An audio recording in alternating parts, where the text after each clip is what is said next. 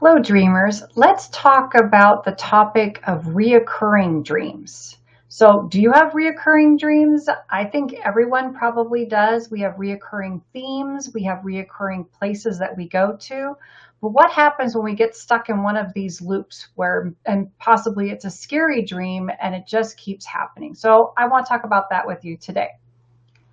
So, understanding the messages in your reoccurring dreams. Reoccurring dreams, these dreams which repeat over time, can be very unsettling and sometimes comforting. It depends on the topic that you're dreaming about.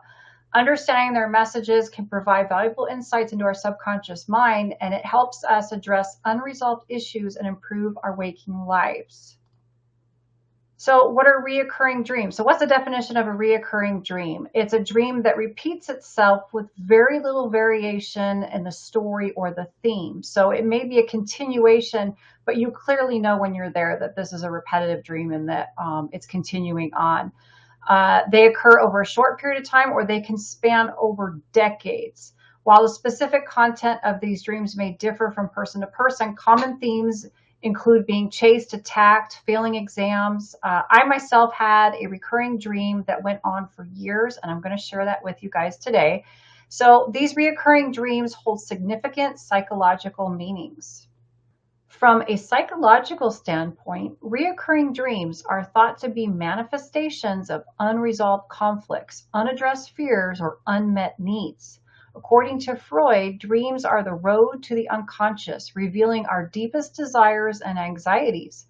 Carl Jung, on the other hand, believed reoccurring dreams point to issues that our conscious mind is unwilling or unable to face. These dreams persist because of the underlying issue remains unsolved. I believe reoccurring dreams are created by emotional triggers. Think of the first time you ever had the dream. What was happening in your life at that time?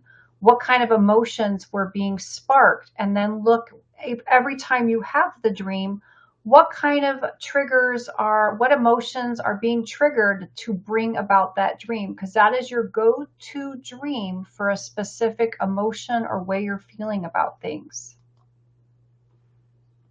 An example, one that's really common, is being chased. Often this represents a feeling of anxiety, stress in waking life. The pursuer can symbolize a problem or situation the dreamer is avoiding. So you have to ask yourself, what are you avoiding? So if you don't know for sure, start to analyze the character that's chasing you. What about the character can you describe? And how does that fit into something that maybe you're avoiding in your waking life? So not all repetitive dreams are scary. I have a Victorian house dream. It was a green Victorian house. And I would walk into the home, and the bottom floor, and this went on for years and it progressed, but the bottom floor was always dirt floors. There were no doors, nothing. It was just blank. Like there was nothing left but dust. And I realized that that represented my past. I already knew everything was going to happen. So there's no closed doors because I already know. I've already explored my entire past. So I lived it. So I know what was there. Basically, I always wanted to get out of it because I didn't want to live in the past, is what that meant. The dream went on, and I was on a second floor of a home, and it was round and it was all pink. And in the dream, I would say, this looks nice, but it's not for me. I don't like it. And so that was regarding my present. It was fine, but I wasn't satisfied with it. I wanted to move forward. And so I found a door. And so this went on for years. And I found a door on the second floor, and it went to the outside of the house, which led to stairs. And I could never get the door open. And as time went by, I finally did get the door open. And I would go up the stairs, and then I couldn't get the third floor door to open.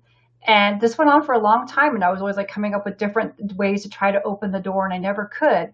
And I had gone to get my insurance license, and when I passed my insurance exam, I had a dream that night. I was able to open the door and walk into the third floor because that was my future. So that can show you that sometimes repetitive dreams can be scary, but sometimes they can be fun and really insightful about your journey in life. What about the biological perspective? Neurologically, dreams are the byproduct of the brain's activity during sleep, particularly during the REM sleep. Some scientists believe that reoccurring dreams might be the brain's attempt to process and integrate difficult experiences or emotions. The repetition can be a signal that the brain is working hard to resolve these issues.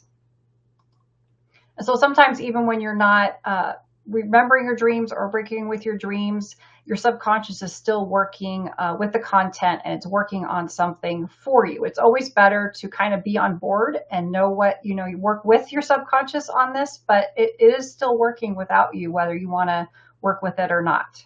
So an example of that would be, I had a client, he was dreaming of a demon-like figure that was approaching him in bed. And so when we examined his dream and the history, it lined up with the events of divorce and feelings of betrayal. The first time he had that dream, his parents had divorced. The next time was when he was a teen during a breakup, and then again as an adult in a breakup. So the demon was the feeling of betrayal or the pain of these breakups. Once you solve why you have the dream, it may stop, or it won't feel as scary because you know what that demon or dream figure represents. So how about interpreting your recurring dreams? Obviously, you need to write down your dreams immediately after waking up. Note the emotions that you feel, the characters, and the setting. As you wake up, repeat your dream out loud. This will help you remember your dream. Typically, dreams only stay with you for about 3 seconds since it's a short-term memory. An example, if you go to the bathroom and think about getting ready for work, you may lose the dream memory. It will only stay with you until you have a new thought. Usually, there are exceptions where there's times that we do remember our dreams because they were very scary or something about it was just really vivid and interesting. So interpreting your recurring dreams, again, so you need to identify the patterns, look for common themes, symbols, and feelings in your dreams. Reflect on your waking life. Consider how the themes in your dreams might relate to current life situations, feelings, and unresolved issues. You kind of need to match up your dream symbols with current things going on in your life. And then ask for help. If you can't analyze your dream or you find them very disturbing, if you're having disturbing nightmares, you can seek help from counselors. And if you're just trying to figure out how to interpret your dream yourself, you can contact a dream interpreter like myself. And then strategies for addressing reoccurring themes. Face your fears. If your dreams highlight specific anxieties or fears, take an active step to address them in your waking life. So sometimes dreams are literal and you will be dreaming about the thing that you're afraid of. And so like say losing your job, and then you'll be able to know that this is a true fear that you're trying to work on, and you'll be able to take action at work to maybe prevent that or maybe look for a new job. Problem solving. Use your dreams as a tool for problem solving. Write down the dream and brainstorm possible solutions to the issues it presents, which kind of goes with number 1. Relaxation techniques. Practicing mindfulness, meditation, or relaxation techniques before bed can help reduce anxiety and improve your sleep quality. I have a section that's all sleep meditations that's on my YouTube channel, and I will post that information below. Everything from nightmares to manifesting dream intentions, abundance. So be sure to check that out. And then create a positive ending. Before you sleep, visualize a positive conclusion to your reoccurring dream. This can change the narrative and reduce the reoccurrence. And it's also like setting a dream intention. You're intending for this dream to change. And so thank you. Reoccurring dreams are a window to your subconscious, and so there's valuable insights and things that you can work through. And if you have any questions, you can email me at info@thedreamsinterpreter.com, and I'll see you guys next time. Sweet dreams.